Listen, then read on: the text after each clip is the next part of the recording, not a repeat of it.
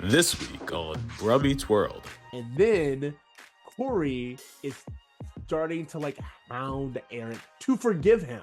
He just wants to be forgiven because he doesn't want the pressure of feeling like he's not in someone's good graces. And that's when the woman comes up. And again, I'm not gonna lie, that woman, she was being rude, but Cory was being also rude. And I was like, this episode had him kind of just pop off, and someone was like, oh, you got the wrong one.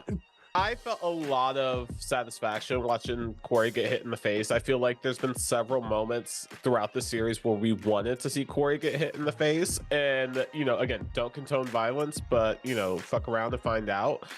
I said Cory being rude to someone outside the group immediately led to a fight. And I think that's important. Like, Cory is rude to everyone, but not everyone's going to take it in silence. 100%. And I just think that that's the important takeaway. When this boy meets world. What up, bros? What up, bros? And welcome to Bruh Meets World. When it's Bruh Meets World. Your Boy Meets World fan cast. I'm Ceej. And I am Tony Coitus. Hi, Coit. How's it doing? What's going on, bruh? You know, I have to say, it's starting to set in on me that we're in the final run of it. Like, it's the final countdown. It really is. And I kind of always knew Brotherly Shove was like the beginning of the end in my mind. That like I count the finale as one big episode. So in my mind, we're really like down to it. And this episode was interesting. And so I'm excited to talk to you about it. But overall, I'm just feeling a little bit sad that it's coming to an end. It's coming to an end as we go to the end of the road. End of the road. I think that's legally all we're allowed to sing. Yeah. But anyway, I agree. You guys, we're getting there. We're getting to the end. Let us know what you guys think about this. Wrapping it up, season 7. It's been a wild ride. And it gets even wilder this episode. I have to say, we're doing some things that I wasn't expecting. I'm really excited to talk about this episode. I have a lot of thoughts, but we can do housekeeping and then we can jump in. Okay, so let's get into the housekeeping. The housekeeping is, if you guys want to share your thoughts with us, make sure that you reach out to us at bruhmeetsworld@gmail.com, or you can reach out to us at bruhmeetsworld on all the social platforms. You guys have been great. You can subscribe to our YouTube Bruh Meets World podcast, where we are having some of these conversations. A lot of you are in our chats. We appreciate it. Keep subscribing. And you can join our Patreon. Our Patreon has all of our bonus episodes, which includes our Pod Meets World recaps. We are going to be moving our mixtape episodes over there pretty soon. So if you guys like enjoyed those and like just want to check them out, or if you've been putting it off, go to the YouTube now or go to our Patreon later. Either way, you should join our Patreon. We really appreciate it and love hearing from you guys. And then, as Tony is right to say, we have merch. So much merch. Guys like to rep. If you want your own Bruh Meets World mug, want to be mugging it or sipping on some scissor, feel free to check out our Shopify as well. Bruh Meets World on all the places, all the things, and that is our housekeeping. I'm assuming we can get into the tell me about it now? Let's get into it. Let's go straight to the tell me. Tell me about this episode, boy. Cool. Tell us about it. Eric and Cory are throwing heads. When Eric feels Cory doesn't want him around, they start a garage sale where shit goes down. Love it. I can tell thought was put into it, and it's good. It's good. Yeah, it's an episode. I tried to keep the tell us about it very general, even though I felt like this episode was very general in ways I wish it would have got more specific in areas, but we can get to it. We're going there. We're gonna go there. But honestly, yeah, let's just get into it. All right, you guys, this is season 7, episode 19, Brotherly Shove. While on vacation, Amy and Alan ask Cory and Eric to clean the garage, but Cory enlists Shawn and Topanga instead, upsetting Eric. At a subsequent garage sale, Cory tries to mend things, but Eric remains distant, and eventually there is a fist fight with a customer. Cory has a heart-to-heart talk with Eric and thanks him for defending him. Eric then is still infuriated and says that they're brothers and not friends. Strong words. Yeah, Strong absolutely. words. Honestly, I'm not gonna lie. First impressions, I liked this episode. Yeah. I really like this episode. I feel like it's some of the best season 7 we could have gotten, and it does something that I love about anything that we'll do it in season 7, and it holds Cory to task a little bit. A little bit. Yeah, you know, that is my favorite thing about this episode is that it does feel like Cory's being held accountable a little bit, where he tries to brush it off like he does with everyone else, being like, oh, it's not a big deal. And Eric's like, no, actually, are you sorry? You're sorry, or are you sorry you got caught? Like, really trying to hold him accountable. You know, I've always loved this episode and thought fondly of it. However, I feel like now that we know, like, we're in the last of it, right? Yeah.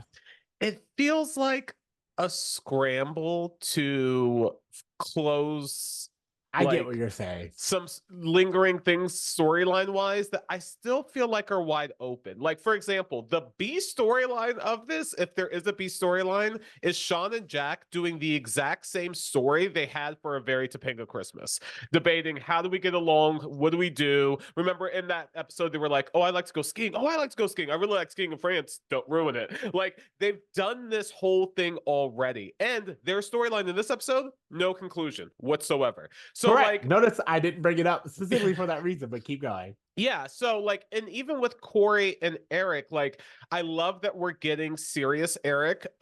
You know, I love that we're addressing some of these bigger like relationship family storylines, which I feel like work so well. I just wish like I don't know. I don't know that this really has the resolution that I was hoping for it to have. Like, it ends with that little like Eric shows up quietly and they start cleaning together and he gives him a little push and it's like, oh, the music changed, we're all good now. And it's like, are we? I don't know. So that's where I am with this episode. Absolutely. Like you were like, I don't think it gives any resolution. It doesn't. Like there are a lot of things like we will get there, but I wrote my final thought in big, bold letters. And as you said, I didn't even mention the Jack and Shawn thing because there's no reason to. Nope. Their storyline and plot had as much depth and conclusion as Angela and Rachel's. Yeah. So there's really no need to even call it like a B storyline because it goes nowhere. We barely get an additional set piece to talk about. So yeah, I really don't think that it was worth the time even. And I would have loved it if they would have had something that they would, or if they, you know, we've talked about it earlier, if they would have remembered some things that they remembered that they had in common. Or I would have even taken Topanga being like, this again? You know what I mean? This again, someone acknowledging. Yeah, I mean, we could just jump right into the story. But yeah, I mean, overall, I feel like this episode really wanted to tell a story of brothers, but kind of dropped the ball in it. So even though, yes, I like it more than a lot of other season 7 storylines, I'm left wanting so much more than I got. Absolutely. Really quickly, while we're doing it, I will go ahead and just read off our roll call because we only have two ones that we really need to acknowledge. That would be Jesse Courtney, who plays Man. That's literally just what he's credited as, Man. And that is the guy who Eric buys the slippers off of and then eventually punches. Jesse Courtney is also a voice actor who has been in many of things, including Red Dead Redemption 2. So that's where you may know him and his voice from. And then Janet S. Blake, who plays a woman. That is his wife's character. And who I want to call Karen because that she was giving some Karen vibes. I have a lot wrong with this episode, but it's kind of Janet's fault a little bit. Well, yeah, I mean, damn it, Janet. Like, she does provoke things, but I don't know. I was just like, wow, Cory just is a piece of shit to Oh, everyone. thank you. That's so funny that you say that because I was like, this episode is fuck around and find out for Cory because you just 100%. can't be rude to everybody and think it's just gonna go away. That's what, when you were like, Cory got held accountable, I was like, he got held accountable by them hands for sure. By them hands. Fuck around, Okay, find so out. let's start with the beginning. You are an only child. So Yes. I think that this is a very interesting episode for you. I have siblings.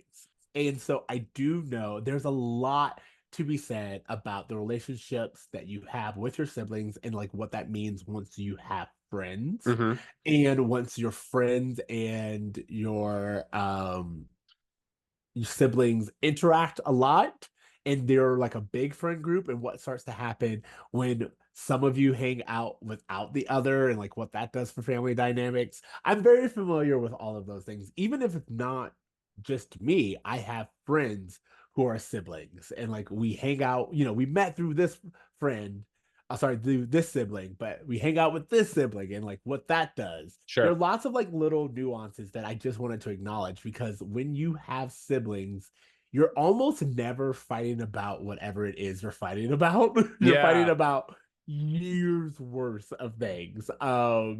And I like it's so stupid. I've never watched the show The Kardashians, but I do think about the Kardashians and how like they will have fights and like that whole thing where like him is crying and they're like, people are dying, like what are you doing? Is there something about having siblings where your emotions are just so much more heightened Sure. because a slight is not just about that slight. It is about everything that is being unsaid and the A entire family lifetime of dynamic. childhood trauma. Correct. It just comes out. And so Yeah.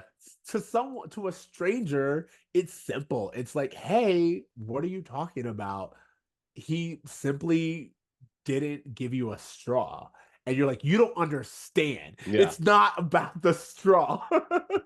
It's about decades of having to give him a straw and not getting a Correct. straw myself. Yeah. Correct. So what did you think about this episode Well, as I an will only say, child to start there? yeah, as an only child, I will say that aspect of it, I was just kind of watching from the outside. But however, I will say that I did go to high school with a few of my cousins, and I had overlapping friend groups between my cousins and friends, and so like that whole worlds colliding of like balancing your friends and your family and who you are when you're with your family versus who you are when you're with your friends, and feeling like maybe there's not a place for both at the same time. Like these are all struggles that felt very relatable. Again, not from a brotherly standpoint, but just from like family and just like having those. I have so many male cousins that are within a year of each other. Like we're all like a year apart. So we all grew up really close, but there's also times where it's like, wow, trying to merge these worlds is awkward. So in terms of like Cory having to recognize his imbalance and having to like course correct, like I like the idea of all of this. Yes. I love the, hey, you used to follow your brother around everywhere and we were so jealous, and now he's like fighting to get some of your time. Like I love all of that. I felt like they like brought up the problem and didn't give us an answer. So as we go through the story, it's like I love so many parts of that aspect of it. I just wish we got, like I said, a I final completely resolution. agree. And you know what? And I think like I was trying to hold it back, but I think we can just acknowledge it now and then come back to it throughout the conversation, which is that this episode does a really great job in bringing it up. It does a really good job of talking about Cory and his behavior and how he's contributing to it. I think it's really interesting that like in the beginning of the episode, Shawn goes, "Why isn't Eric here? Yeah. This is Eric's stuff." And so it's understood that someone should be present. And like it's understood on the outside and everyone can kind of get it but Cory, which makes sense because this whole show is about teaching Cory a lesson. However, the very end, Cory doesn't apologize. And that is all. I was like, you did such a great episode. And in the very last minute, you just got to go, and then all is forgiven. It's like, no, Cory needs to say the words. He needs to apologize. He needs to show Eric Well, he that gives a he has half-ass changed. apology at the student union midway through the episode, Yes. but even that one, Eric calls out as like that wasn't a real apology. The thing that's frustrating is Cory seems to be going on this journey seemingly by himself because Eric has so much resentment towards Cory. He has very few moments of dialogue where he's actually speaking truth. And even at the end, it's all Cory basically talking to a silent Eric to the point where it feels like a one-way conversation. And like, I get Eric's like bitterness and resentment, Yes, but I just wish that 100%. we had more of a conversation at the end than what we got. That's what I'm saying. Like, that's what I'm saying is Cory, for those of you, even you were like, Cory apologized. No, he didn't. He apologized for getting caught. He didn't apologize for taking his brother for granted. And they gave us this long speech of even Topanga being like, I understand the value of Eric. So Sure. Topanga understands the value of Eric. Shawn understands the value of Eric. Amy and Alan was like, this is something you two should be doing together.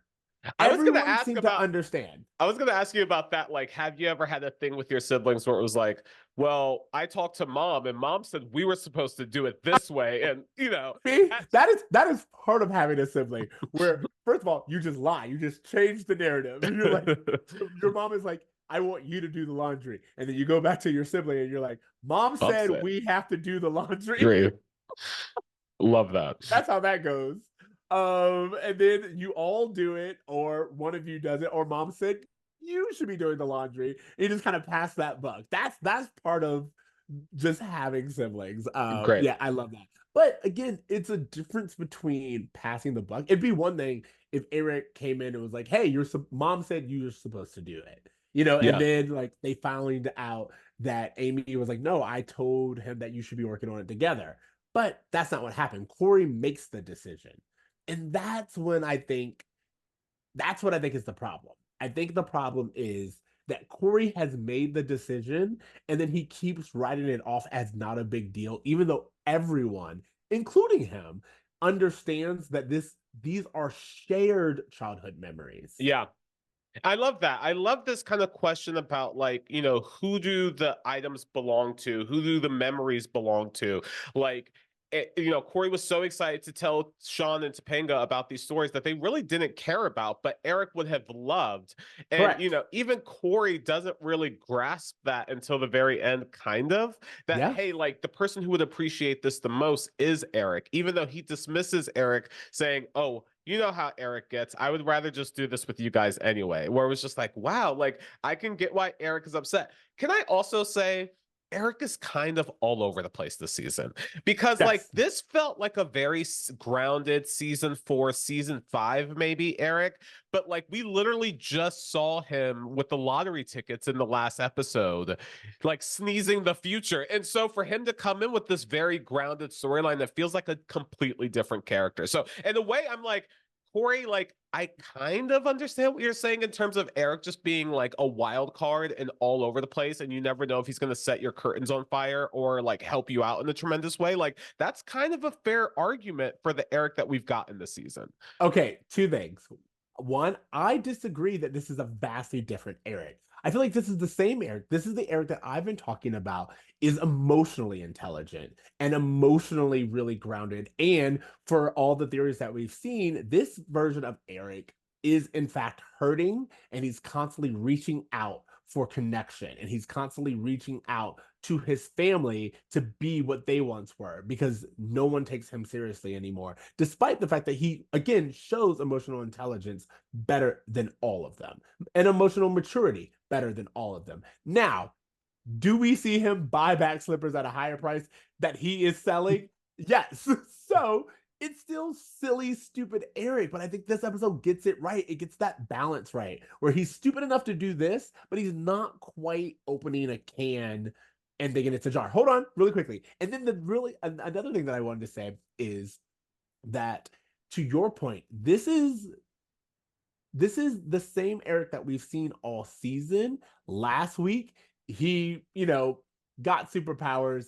That is weird in and of itself, but they actually do explain it. The curtains thing, we've talked about this. That is a story being told by Cory. There is no evidence that really happened. That's just Cory's perception of it. And in this episode, they say that Cory does not think highly of Eric. So it gives more credence to the fact that it's not necessarily that Eric is the worst person or even the most troubled person out of this friend group. It's that Cory doesn't respect him. And anytime we see a story from Cory's perspective, Eric is going to be a buffoon.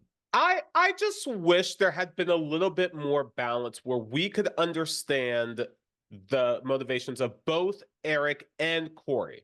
Because yes, maybe some things happened that were silly, but like Cory's right. Like they spent the night in jail. Eric followed them on their honeymoon. Eric has done wild shit all season long to the point where he is, if nothing else, a wild card who is unreliable at the very least. He may have good intentions. He may have good emotional intelligence. He may be good as a salesperson. We should have seen him selling like crazy at that garage sale. But like, I just wish that like that conversation at the end could have been Eric being like, you know what, sometimes I do go a little far for like a joke or something. Like I'm really like hurting right now or something, just something to ground it so it all comes together. What I also would have loved would have been for Eric to show up at the garage and realize that Cory chose the same team he did for the prank wars. Like I was waiting for that to come back to be like, hey, part of the reason why I'm upset is because you're doing the same shit again with Cory and Topanga and you're not letting me be on your team. You don't want me on your team ever. And that's why I'm upset. Like I just wish they would have done something to ground both Cory and Eric throughout this. I think I'll say that I think in terms of the grounding Cory and Eric, I do think that this episode was supposed to kind of build off of the war episode in the fact that Eric is like this. Like it would be weird if this episode had come before war, but this episode is post-war, and therefore he's in fact saying, "You never want me on your team. We never do anything together." And to your point, or sorry, to kind of build off of what you were saying, Cory doesn't know that Eric was there at Hawaii. They never show Eric and Cory have that realization while they're in Hawaii or on their honeymoon. A lot of stuff that we know of Eric being stupid, Cory wasn't present for. So that's kind of the point. The point is, as much as you want to critique, think about every silly thing that has happened with Eric this season. How much was Cory present for? Maybe Jack told him, but even then, Jack would have to tell him, and it would be secondhand knowledge. And you would, if someone told you this man gave money to a monkey, you would be like, where'd you even find a monkey? So you wouldn't believe it. All I'm saying is this episode is, if you look at it from Eric's point of view, Cory has not been present. Cory chooses to hang out with other individuals. And for Cory to say that Eric is the problem when we know that Cory wasn't present at all of Eric's most silly moments, it is in fact a judgment on Cory's side. I think that it's, if anything, I blame the writing. I don't blame characters. And I do feel like a stronger argument could have been made where Cory, you know, brings up instances where he was there for and says like, hey, I have a family now and I'm really scared of losing that. And part of the reason why I don't have you around is because you're such a wild card. Like, give me something, you know, to just be like, to justify it and not make it just be like Cory's like, well, I just don't even remember that you're not around and it's not a big deal. Get over it. Like, I feel like that's classic. That's the Cory that we know. Yes. But you could have made it a little bit deeper and a little bit more substance in the argument by adding that layer there. I understand that Cory has been and will be the same Cory no matter what. But I think that you kind of lose out by having a villain that you can't completely identify with. And I just wish we would have got a little bit more to identify with Cory. I just like, it's so funny that you say that because like, to me, I'm like, we do, like, Cory's the main character. We do understand Cory's perspective. Everyone understands. That's kind of like my problem with this series, specifically with season 7, is everyone understands Cory's perspective. Even in universe, they all are like, yeah, no, it makes sense that you feel this way. They just never hold him to task. We know that Eric is a wild card. That's something that we know. So when he's like, you know how Eric is, we're like, yeah, but like, you couldn't give him a box of Legos to play with while you go through all of this. In fact, Cory's being hypocritical, which he usually does, where he's like, if Eric was here, he'd be all sentimental and wouldn't let us throw anything out. Like, that's like the comedy of it. But the point is, Cory has no self-awareness. That's the thing that they're saying. But what's even frustrating about that is, let's say that's the main thing. That's the focus, is that Cory got too into his friend group, too into his own life, and he basically forgot his first friend, his brother, and really most of his family.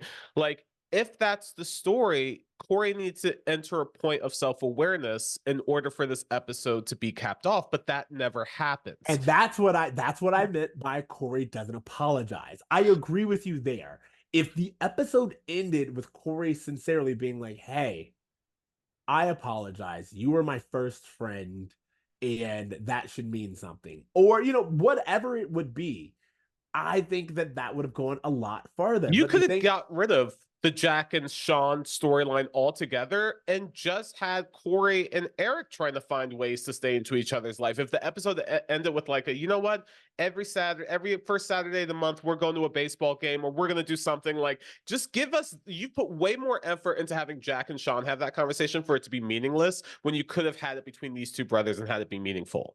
Correct. I'm not gonna lie, I kept waiting for like old footage of like Cory and Eric to be shown. Like I was waiting for that Michael Jacobs moment that we know the show does really well. And I think in season 4 or 5, to your point, we would have gotten it. I think we would have gotten something that really pulled on the heartstrings, but this just kind of goes out with a whimper. And that's my main complaint with this episode. As great as it is, it doesn't nail the landing. You brought up that, like, in season 5 we would have got a better ender, and this episode so much reminded me of the season 5 story, episode 12, Raging Cory, which is the one with Alan not having like enough time for either Cory and Shawn. And Eric also takes place at the Matthews garage, by the way. I don't know what it is about the garage, which, by the way, I'm pretty sure that this garage is the garage they use on Friends to be the Geller's garage. Like, I looked at it and I'm sure it's just a set, but I was like, oh, this is the Geller's garage, because when Ross and Monica are there, they kind of have the same kind of premise of you're going through family memories. Oh, that's right. Yeah, that's where Monica gets the car, right? Monica gets the car. And I was like, oh, this is the same garage set. So I just thought that was really a fun thing to bring. But I bring up Raging Cory because that episode ends with that whole, the monkey who has a coconut who doesn't have enough for both.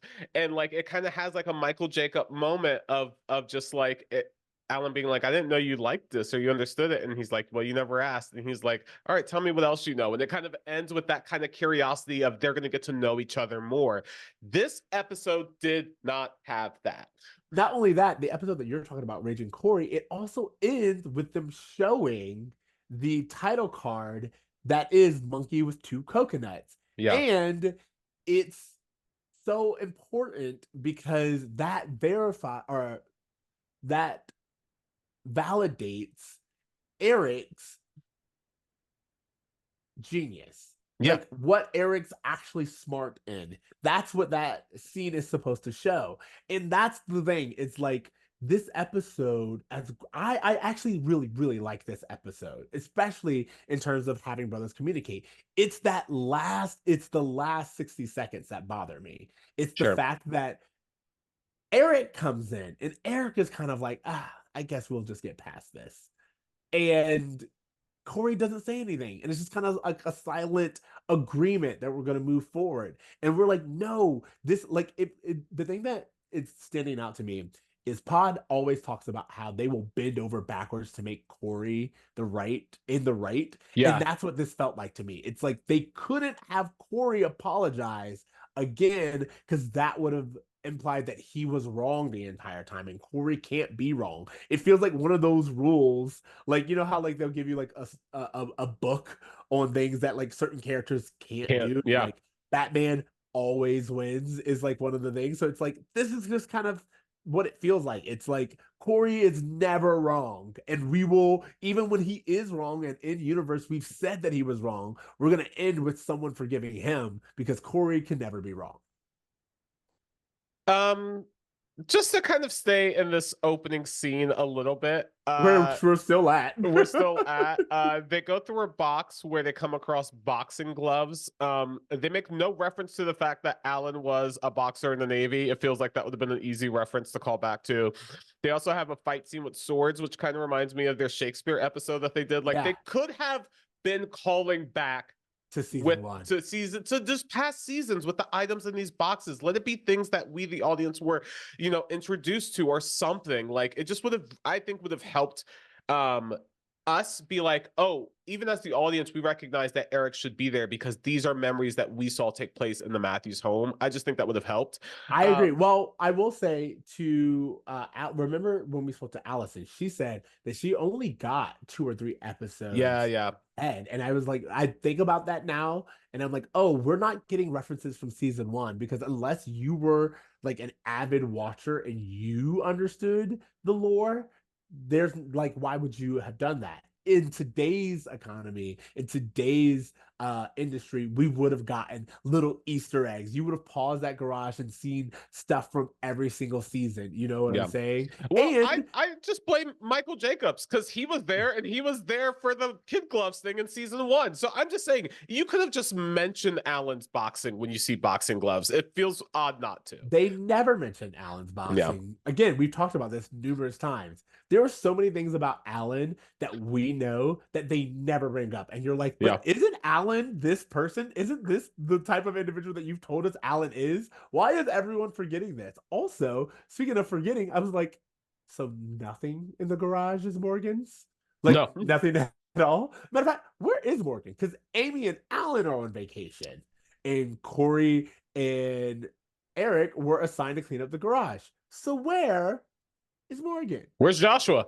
Where's Joshua? There's a baby here. Did they take Joshua and Morgan with them on vacation and it was a family vacation and they were like, but we don't need the two in college? Like, I don't know. It's very They didn't explain any of that. One other thing, just while we're in this opening garage scene, I know what you're... Cory is talking to Eric and Eric points out that like, oh, you were fine to ask Shawn to waste the Saturday cleaning out a garage. And Cory says, well, Shawn loves this stuff. Remember where he's from, referring to the trailer park, which that's one thing I have a problem with. The rebuttal from Shawn is, I do love trash, and then hugs Topanga. That's funny. Oh, I love that. I love Shawn just kind of being like, oh, if you're going to give me shit about the trailer park, I'm going to call your wife trash, I guess. Fun. But it was just interesting that Cory so quickly was like, well, Shawn loves this stuff because he's from the fucking trash. Exactly. Like, that is the thing. Like, this is why I'm saying that Cory is so self-centered and so disregards anyone outside of himself. Yeah. And the show knows it, that you kind of have to roll with the punches, but also the idea that he would say, well, I mean, I invited Shawn because if anyone would know about a trash heap, it's Shawn. Think about where he comes from. Like, now we've turned his backstory, which was so nuanced and so layered, into its own like caricature. Well, and to your point, we've seen Shawn's trailer. They weren't hoarders. No. So, like, what is that even about? It's just, again, it's a stereotype. He's saying that their house was trash and everything in that house was trash. And so it's a joke that doesn't go well. One last thing I wanted to ask you before we move on. When you are doing spring cleaning, are you I'm going to keep this has memories, or throw it away, get rid of it, I don't want it? I am so sentimental and I keep so many things. However, years ago, my roommate and I, when we lived together, he was like, you keep too much stuff. So he like came up with a system where I had to once a year, I guess like around spring cleaning, I have like a memory of all of these things. And he's like, what was this from? Can you tell me what this is from now? If you don't remember the memory that this is supposed to unlock, get rid of it. Yeah. And now that's what I do. Like, I have like, I've kind of reduced it to a Ziploc bag. I get a Ziploc bag a year and I keep all kind of keepsakes in there. And if I go through it and I can't remember what those things are for, then it's like, You gotta get rid of it, dude. Yeah. But I am sentimental. I do like keeping things. My whole thing is I don't have the greatest memory, and there's Sure. so many things that the other day I was going through my phone because my hard drive is like, hey, Yeah. too much things. I was going through my hard drive and I found like these old memes that were making me laugh, and I posted them and I was like, hey, and it's getting traction. I was like, yeah, this was good. This was good. So that's kind of like the thing is, and there's nothing worse than when you think that you have something, like you're like, oh, this shirt will go great with these jeans that I have, and then you Mhm. go find the jeans and they're gone. They're gone. Like, I don't know, it's kind of hard, but You yeah. didn't appreciate it when you had them. I'm not a big hoarder. I actually really love getting rid of shit. Like, I feel like Really? it's very cathartic. I Yeah. love walking into like a clean space. So just like throw all that shit away. And I think I was like that because I used to collect things a lot when I was a kid. And I remember my mom doing this. What she would do is she would notice when I wasn't really paying attention to things, and she wouldn't throw them away, but she would hide them. And then if I hadn't asked about it within 6 months to a year, she would just get rid of it without telling me. And as a kid, I used to get really upset about that. But now I remember I'm just like, I went 6 months to a year without asking for it. Clearly, I didn't need it. And so if I could get without that, then I can probably do without a lot of other stuff. So I try to apply that logic. Honestly, I can't be mad at it because there are like, as the one who now I'm the responsible one in my Yeah. household, where my husband was like, we can get, I'm like, where are you putting this thing? Sure. Where? Or the other thing I do is I'll just like if it's like a piece of furniture or something large that I like that I want, I'll take a picture of it and then just get rid of it. And then I have the picture of what it was. Like Yeah, I don't know. yeah. I have to do those things because I am like, I'm like Eric, $1.25, let's sell it. See, and I would love to be like that. Like, what was it? Marie, what was her Marie name? Kondo, does it Yeah, spark Marie joy? Kondo doesn't spark joy type thing. I wish, but I like too many things spark joy in the moment. So that's kind of like my problem. Moving on, I want to Yeah. say that I do like in our next scene, we get Eric apologizing to Shawn. I Yeah. thought it was so, again, this is showing Eric's emotional maturity where he goes and he's like, hey Shawn, by the way, I'm sorry. That wasn't about you. And I just want to like let it be known. And that was a sincere apology. Sure. And I just applauded it so much because there was a world in which he never did. He never apologized Yeah. because I feel like he was in the right. And it was very clear that this wasn't about Shawn. This was about Cory. But he still took the time to apologize to Shawn. Absolutely. I And love I that wish that, action. And I also love them doing the it's coming in nice to their yeah, new it's coming in goatees nice. It's coming in because nice. randomly the three of you all have brand new facial hair in the last Yeah. half of this like a few episodes of the series, but I like that they acknowledged it and it was a nice little joke cap to that sweet moment. And again, I Correct. love seeing Eric and Shawn together. Yeah. Clearly there's no more hoping for like more of this. So this is probably the most we're going to get and I'll take it. We've already talked about it. I don't want to spend too much time on it. I just think it's interesting that it took Eric saying to Shawn in the garage earlier, being like, Shawn has his own brother he can do stuff like this with. And then in the student union, Shawn's like, huh, I do have a brother. Jack, do you want to like do have a try to brother. be a brother? Like it was just so interesting that they're still just like trying to figure out what the hell this relationship is so close to the finish line. I agree. It would have been nice for them to honestly, I feel like you could have kept this whole little sideline and then just, you know what would have been a great funny bit is if they showed Shawn and Jack constantly doing stuff. He'll be like, "Oh, we hang out every Sunday night. Yeah. We have poker nights." You know, like if every single time we saw them, they had just come back from bowling, they just came back for something, and it's Yeah. like just reinforcing that they have a good and positive relationship that has grown off screen. I would have accepted that. I would have wanted to see a little bit of it, but I would have loved it if it would have just been a running bit that these two who didn't grow up together are Yeah. actually closer. And I feel like that would have driven the point home. But giving us a recycled bit of, hey, do we know anything about each other? It's like you live together. At bare minimum, y'all could clean the house together. And what's so unsatisfying is not just is it a storyline they've done with them before. We just got over the War and Peace episode, which saw these two characters not having a continued relationship in the future. And we are left with no indication that that has changed or will change. It would have been so nice for them to be like, hey, you know what? I realize we haven't checked in a while. I want to talk about dad. Something like that would have just been like, hey, we're brothers and we actually do have things that bond us, so that when they wrap up the series, we know that Shawn has a family member besides Cory that's going to continue to be a support system for him. Like, that would have been so much more satisfying to me. But like, I remember the finale of the show like the back of my hand. And so there's really not a whole lot of more development between these two, to the point where I'm like, just delete it from the episode. Don't even try to build up these characters now if you're not going to go the whole way with it. Just turn away. Or it would have been nice if Shawn would have been like, hey, Jack, going through all their stuff made me remember I have a box of Chet stuff.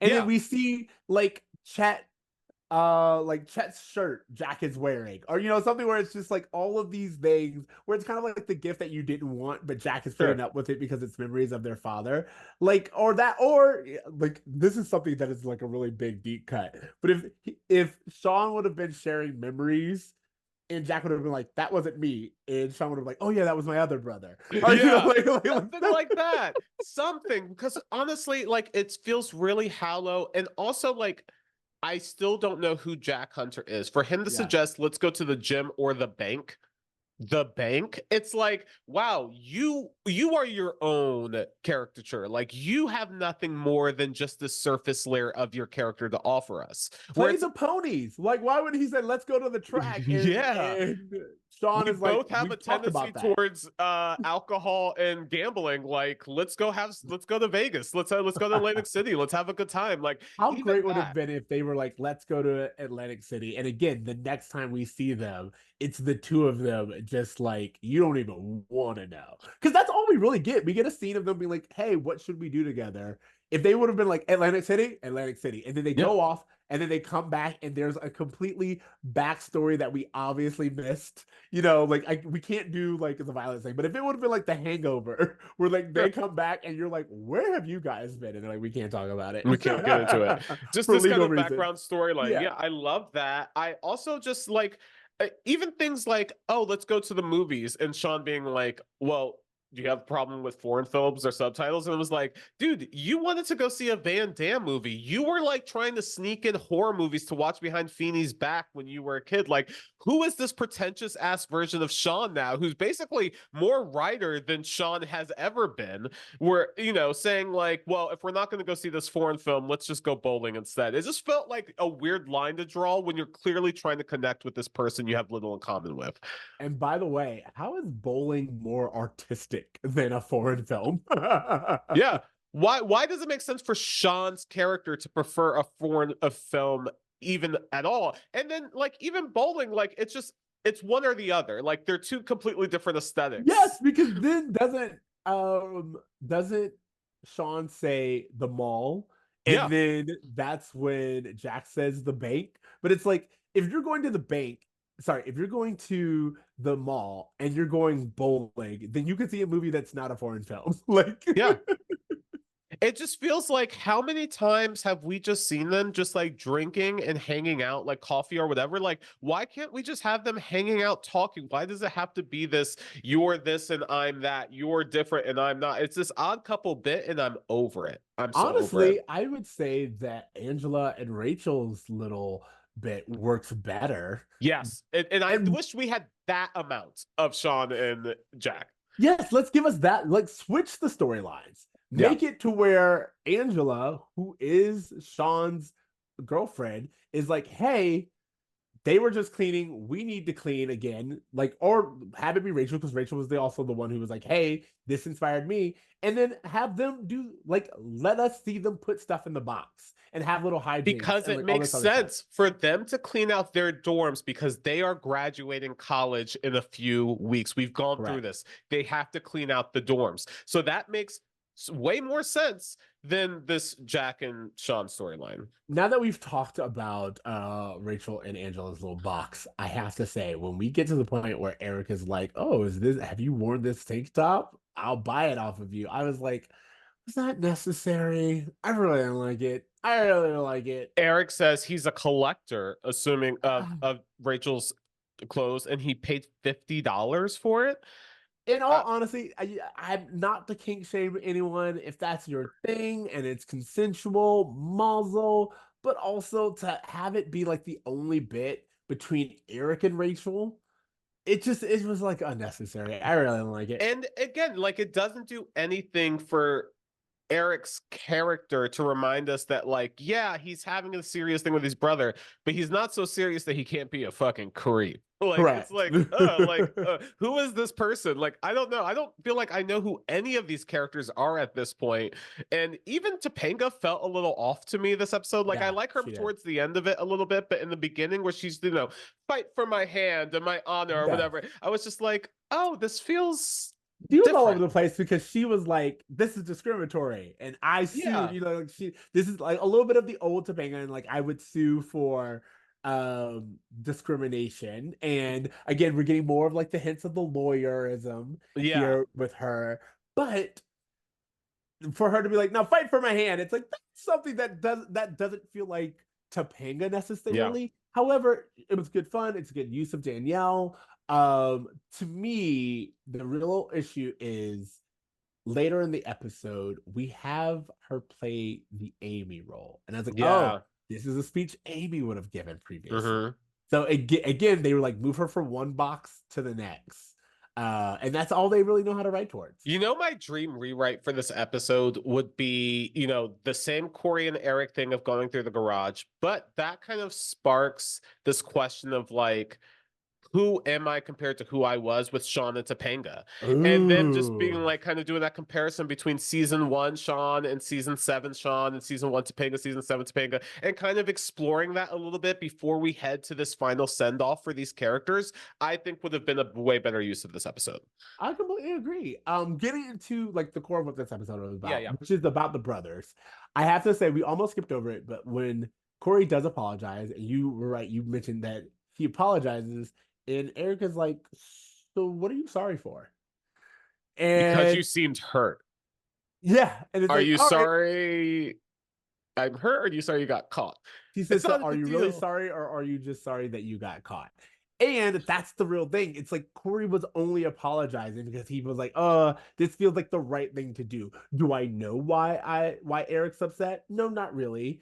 Because I'm not thinking about it from Eric's point of view. And again, I like that they had Eric call him out on it. I like that Eric was just like, I don't like that Eric was kind of passive aggressive, but I do like that Eric's kind of like, oh, I'm talking to a wall anyway. Yeah. So instead of like trying to fight you on this, let's just sell it all. If these memories mean nothing to you, let's just get rid of them.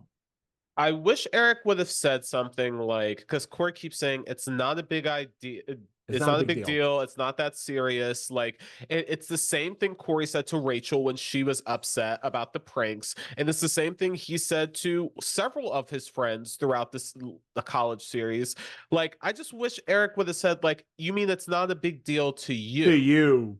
And it's like, well, if Cory, you went through the whole prank war thing and you still haven't learned this lesson that just happened, it's like, well, what hope do we have that you'll learn from fucking any of this? Like, and that's kind of the point. By not having him apologize, you're saying that he didn't learn anything. And that's kind of like my whole thing. Because let's think about the next things that happen. We're at the garage sale. We're selling stuff. We're selling it cheap, yada, yada, hijinks. And then Cory is starting to like hound Eric to forgive him. He just wants to be forgiven because he doesn't want the pressure of feeling like he's not in someone's good graces. He doesn't want to do the work to no longer be in someone's bad graces. He just wants the feeling of feeling like he is disappointing his brother to go away. And that's when the woman comes up. And again, I'm not gonna lie, that woman, she was being rude, but Cory was being also rude. And I was like, this episode had him kind of just pop off, and someone was like, oh, you got the wrong one. Because I'm willing to go there. I don't like violence. I don't condone violence. But sometimes Some people just don't learn. Again, I felt a lot of satisfaction watching Cory get hit in the face. I feel like there's been several moments throughout the series where we wanted to see Cory get hit in the face. And, again, don't condone violence, but, fuck around to find out. I said Cory being rude to someone outside the group immediately led to a fight. And I think that's important. Like, Cory is rude to everyone, but not everyone's going to take it in silence. 100%. And I just think that that's the important takeaway. What immediately undercuts this whole scene is that once the fight starts, a giant brawl breaks out between everyone at the garage sale. Rachel and Angela are somehow throwing hands now. Correct. Like, with strangers. It just turns into like the equivalent of like a food fight, but like garage sale violence in a way that makes no sense. In a way where like it's this big cartoony sequence, but then only Cory and Eric end up in the hospital or in the doctor's office. So it just feels like it didn't have to be all of that. It could have just been between Cory and this dude. He'd get punched. You can see the fist go to the camera, knockout. We just cut to the hospital. Like, we don't need to see all of this. No, well, we did need to see Eric jump in, because Eric jumping in and being like, hey, no one does that to my brother. And again, like, even like the point of that scene is to show, even when Eric is the most upset with Cory, he will not allow anyone to just treat Cory any kind of way, despite the fact that Cory treats others any kind of way. And I get that, but why? That's a really good episode for Cory. To answer your question, I said specifically, because if you listen to Pod Meets World, I was like, knowing how big of a fan this show is with wrestling, I looked at the chaos and everything that happened afterwards, and I was like, knowing that, this makes sense. They're doing wrestling. This is a wrestling match. It's so silly because, to your point, like, the whole lesson is Eric, even at his most pissed off, will stand up for Cory. But what the episode posits is that, like, if you're at a garage sale and shit goes down, anyone can get roped into a fight. And I'm just like, no, you're taking away from the message that was supposed to be set, which is that a brother is going to be there for his brother. And so that was my main complaint about that, was that I felt like just seeing Eric step up and get his ass beat would have been enough without seeing all of the other, co-stars get into play. I agree. Because I was like, now why Angela in it? Why Rachel have somebody in a headlock? What are we doing? Yeah. Like, that was unnecessary. But then we get to the emotional scene in the emergency room where Eric says, you shut me out a long time ago. Yeah. And I love that. And he was like, we hang out all the time. When? Today, for example. And he goes, oh, today. Let's recap what today was. No, I love when he's like, Cory's like, we're there for each other when we're in trouble, and that's what being brothers is all about. And then Eric says, so as long as we don't have to see each other in between, like, trying to make a point as to say, like, yeah, we're there for each other. But, and I'm telling you, this is a great lesson in terms of family dynamics separate from friend dynamics.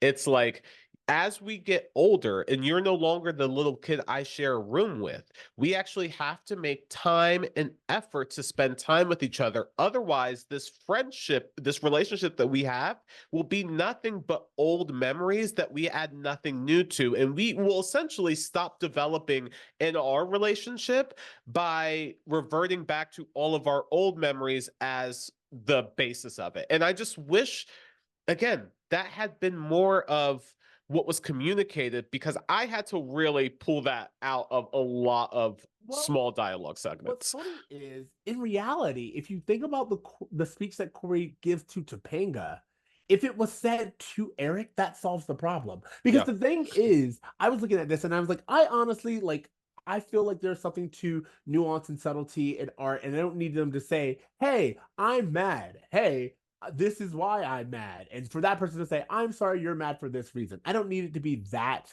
like, direct. However, if what you said, the speech where he goes, because Cory says, it used to be so easy. You were just there.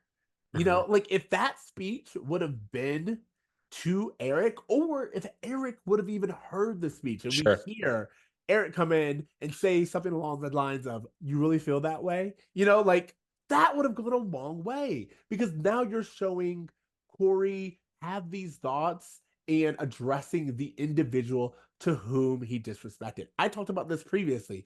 The problem with this show is they will have Cory disrespect a character and then come to a conclusion about that disrespect, but have that conclusion where that person is nowhere around.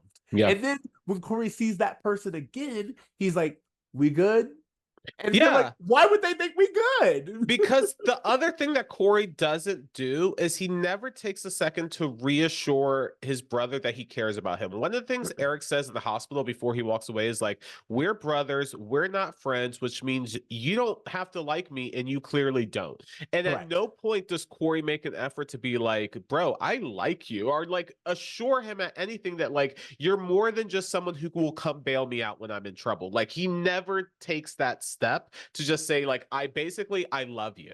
And there's Because none he of doesn't that. feel that way. Like as he when what we see is him go back to the garage, which I was like, again, you have missed the point. Yeah. You were cleaning the garage by yourself. You did not wait for your brother. You did not go find your brother. You were feeding into this problem. Mhm. And then Topanga comes in and he's complaining to Topanga. He's like, you know how he messes everything up. And she's like, I remember having one of the better wedding experiences than I would have ever had if not for your brother. Sure. I remember you not like being so excited to hang out with your brother. In a roundabout way, Topanga's like, you're the problem. Yeah. It's you. We all can see it. And he even says something along the lines of, if I'm wrong, tell me I'm wrong. And then she goes to say something and he cuts her off. And it's like, that's the joke, but it's Mhm. also the problem. The problem is, even if someone wanted to tell you, you don't listen. And that's why I think it's interesting, because they kind of have Eric even stop fighting it. Everyone is just exhausted from Cory and they don't fight it anymore. So when Cory's like, "Hey, we good again?" they just kind of go with it. Yeah. And It's that doesn't give the lesson that I think this show is trying to teach, which is that not only do you have to value your siblings, but you have to apologize. yeah. You have to apologize and you have to remember that they're people. Like they're not like I feel like with family, you so easily depend on like the roles that people Correct. play. It's like, well, you were my grandma, and like I'm always gonna be your grandson, and these are just our roles.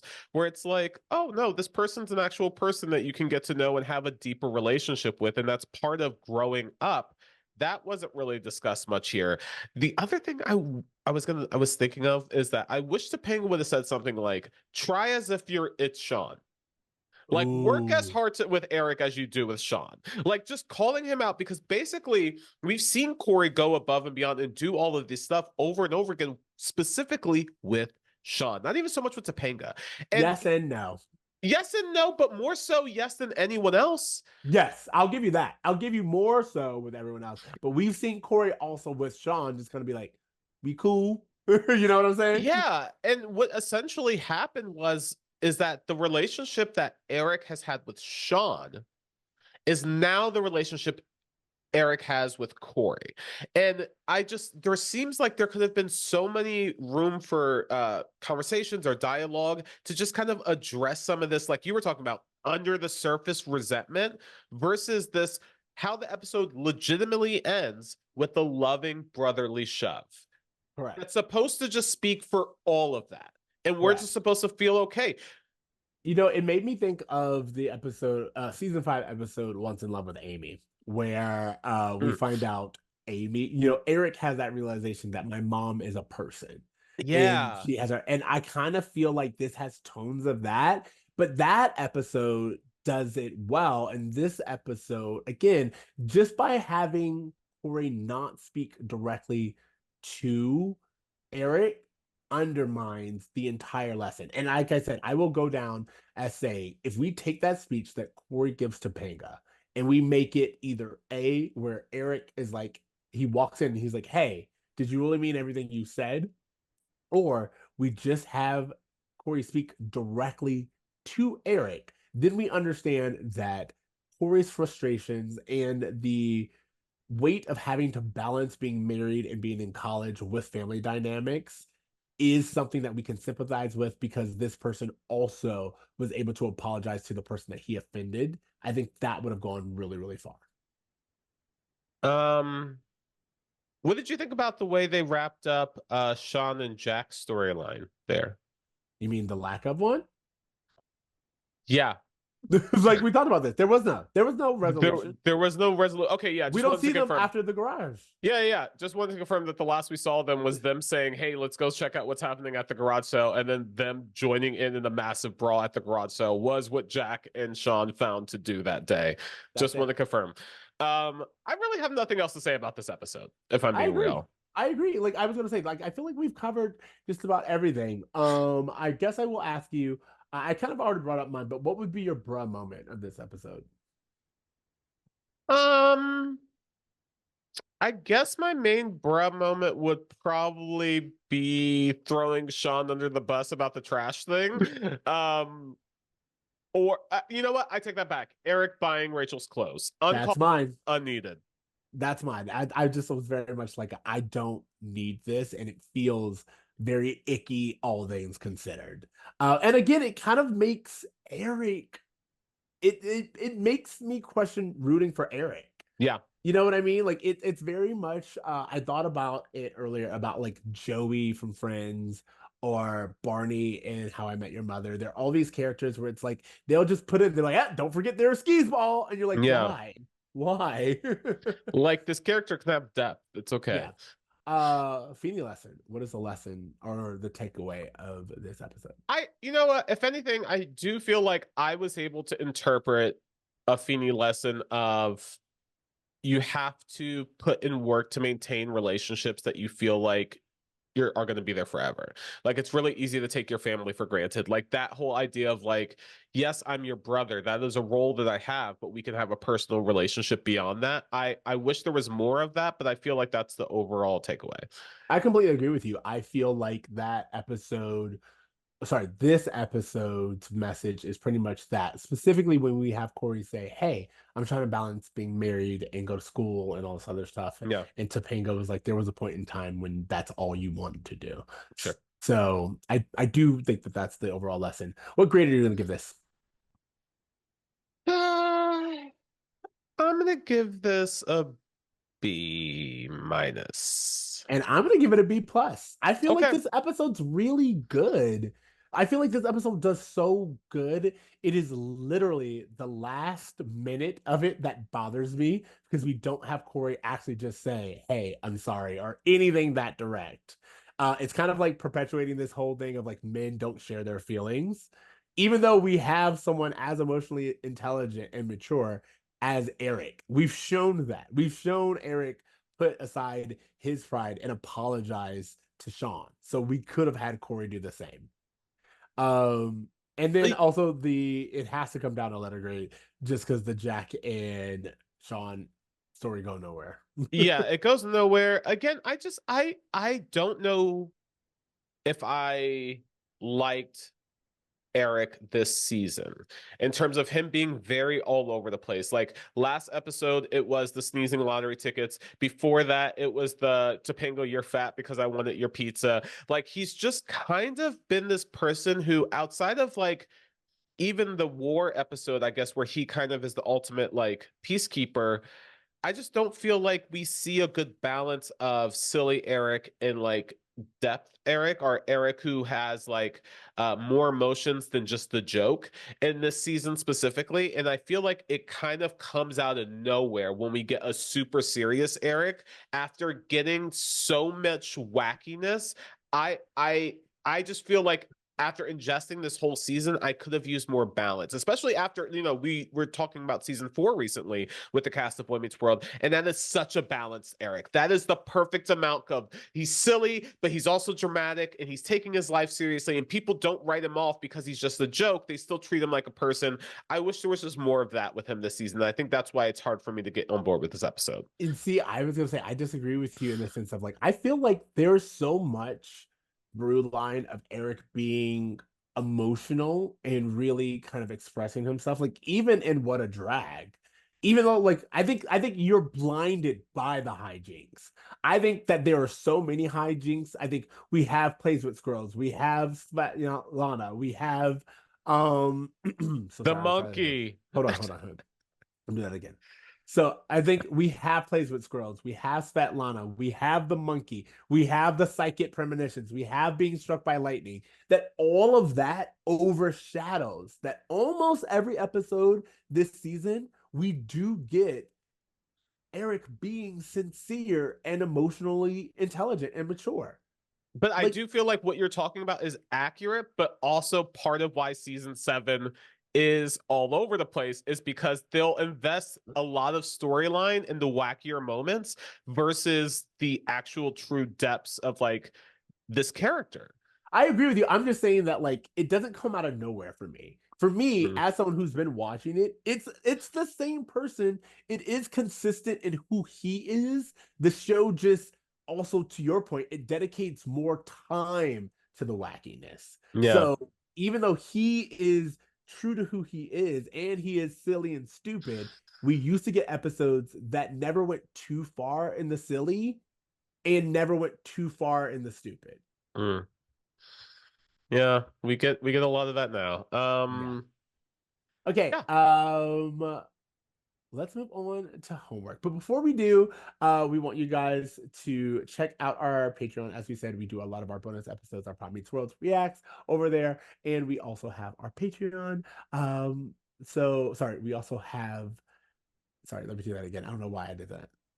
And we also have our merch, as we had said at the top of the show. So you guys, we really appreciate it. Reach out to us, join our Patreon. We really appreciate it. And let us know what more content you want from us.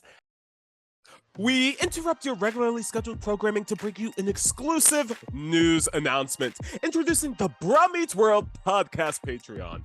Over to you, Ceej. That's right, Tony. When you join our Patreon as a Gold Star member, you get to dive into ad-free listening for just $3 a month. That's $3 a month to enjoy commercial-free listening to our latest episodes. Now, Ceej, does this mean our listeners get to immerse themselves in bonus content, including extended episodes, exclusive Pod Meets World reviews, and our coverage of my date with the president's daughter? That's right, Tony. And snag a sweet discount on our awesome Bra Meets World merchandise. And join the conversation to our Patreon polls. Unlock a world of exclusive content at patreon.com/Bra Meets World. Back to you, Tony.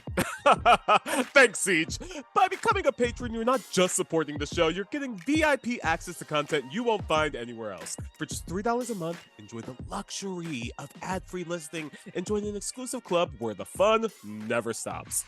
Back to you, Ceej. Thanks, Tony. Don't miss out on the action. Join us at Patreon today and get you some Tony and Ceej time. Your support means the world to us. That's patreon.com/Bra Meets World. Back to you, Tony. Elevate yourself from a basic listener to an official member of the Bra Meets World family. Now, back to the episode. Now, let's move on to the homework. What do you have? All right. Well, this is actually not something that's out yet. However, it'll be out by the time this episode comes out, which is season 2 of a show called We Are Lady Parts. I've talked about the show a few years ago when it premiered. It premiered like 2021, and I've been waiting for a second season ever since. It's on Peacock. It's a British TV show basically about a Muslim punk band, and how they form and just their friendships and relationships, the cultural differences as they navigate being a band and their band taking off. We see in season 2 they're about to go on their first tour, and it's just a very funny show. Like, I rewatched season 1 recently, and I'm like, damn, this show is lightning fast, like almost happy endings-esque in terms of how these jokes are throwing out. And the women that they've put into this band have so much unique character, and I love every single one of them. And I'm just obsessed with this show. And I haven't seen season 2 yet. I'm just going based off of season 1, but season 2 actually comes out tomorrow from the time we're recording. So I'm waiting for it. I'm excited for it, and I recommend everyone to catch up on season 1. That sounds good. You're right. I do remember you mentioning that. I also saw kind of the promos for it. So I'm excited to see We Are Lady Parts. It's so funny. I am rewatching. This is not my homework, but I'm rewatching Interview with the Vampire season 2, and We Are Lady Parts just sounds like a vampire band. Like, it just yeah, that reminds me, someone, I don't remember who, but someone we were speaking to was talking about some of their favorite shows, and this is my homework, which is, speaking of the occult, it's called Has Been Hotel on Ooh. Amazon. It has one season so far, and it's kind of an animated musical comedy. And it's telling the story of the Queen of Hell, as she is named, who is Lucifer's daughter, Charlotte. She is doing kind of like a rehab hotel where she helps lost souls try to get back into heaven. But there are so many weird and crazy things. I don't really want to spoil it. But as I said, it is a musical comedy. They have amazing songs, at least 2 songs every episode. It's really fun. The animation is really great. It is an adult cartoon. I'm letting you know that now. It is not for children. This cast: Keith David, Stephanie Beatrice, Jeremy Jordan. Yeah, this looks like a good time. Absolutely. And then if you just listen, I'll do it for you offline, but just listening to the opening number, A Happy Day in Hell, it is so interesting. It gives you right away the thesis statement of the show. And there's another song in that episode called Hell is Forever, which is amazing. It's sung by Adam, the first man. So there's a lot of really good things to go. I'm not gonna lie, if you are sensitive about this stuff, you're not gonna like it because it is blasphemous as much as possible. That is the goal. But if you are able to have some fun with it, check it out. Has Been Hotel. Fantastic characters, fantastic show, amazing writing. And yeah, I just think it's worth everyone's time. So funny that you and me both recommended musical television. It's summer. It's like we got to get a beat with our TV. We out here, we dancing. Okay, you guys, if you have recommendations, please reach out to us at Brown Meets World. Subscribe to our YouTube, Patreon, all of the things. We really appreciate it. We look forward to speaking to you in these last few episodes. And if you haven't already, please look forward to our Pod Meets World appearances. You can go back and check seasons 1, 2, and 3. We are back for 4, so listen to that when it comes out. And we just want to thank you guys. Absolutely. And Ceej, I know we've mentioned it at some point, but we do have merch. And I just want to remind everyone, we've been getting a lot of questions. Do you have merch? The answer, guys, yes. Still, yes. Thank you guys so much. Check out that merch. Check out our stuff. And we want you to dream. We want you to try. And we want you to do good. Later, bros. Later, bros. This episode of Brown Meets World was produced by Ceej and edited by Tony Curtis. Brown Meets World is a 2 Free Tokens media production. Bye.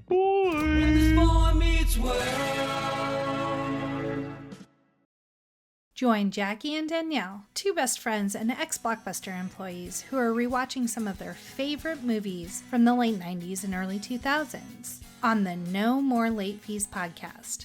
And remember, be kind and rewind.